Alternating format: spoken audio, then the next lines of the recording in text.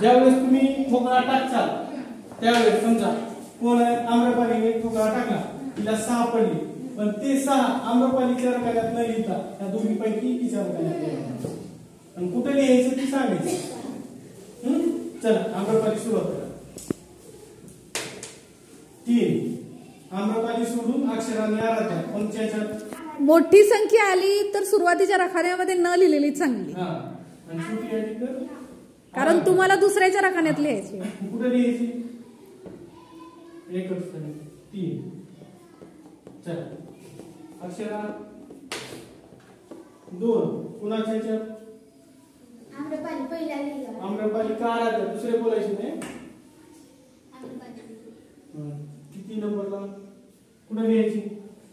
पहिला 6 ला असते लिहायची. 5 आलं कुठे लिहायचं?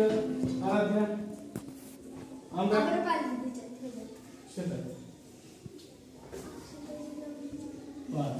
चला आम्रपाली 1 कुठे लिहायचं?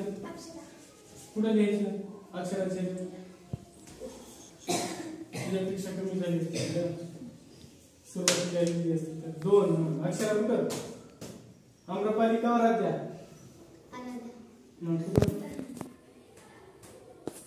लक्षच्या स्थानी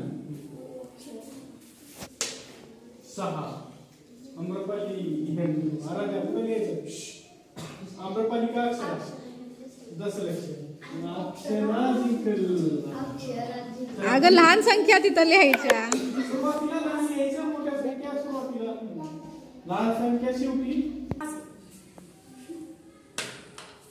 6 कुठं?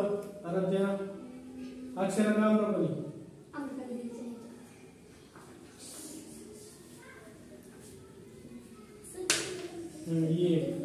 कुठं आम्रपाली? लक्षात येतंय का? दशलक्ष मध्ये 1 आला तरच लिहायचं दुसऱ्याच्या, कारण तुम्हाला दुसऱ्याची संख्या लिहायची आहे. 10,000 पर्यंत एकच घ्यायचं. आता गेम इथंच संपलाय ना, कारण दशलक्ष अक्षरच जिंकणार आहे.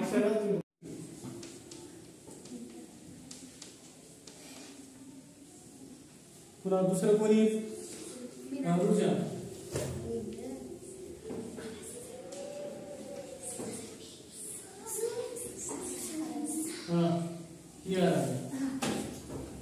खाली बसायचं.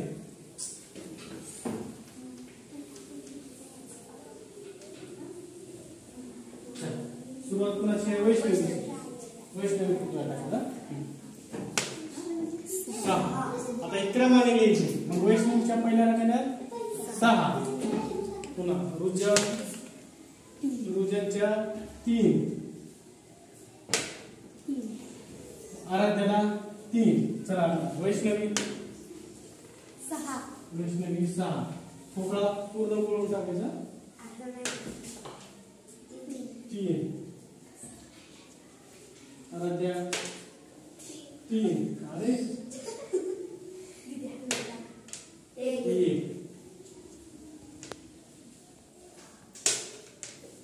4.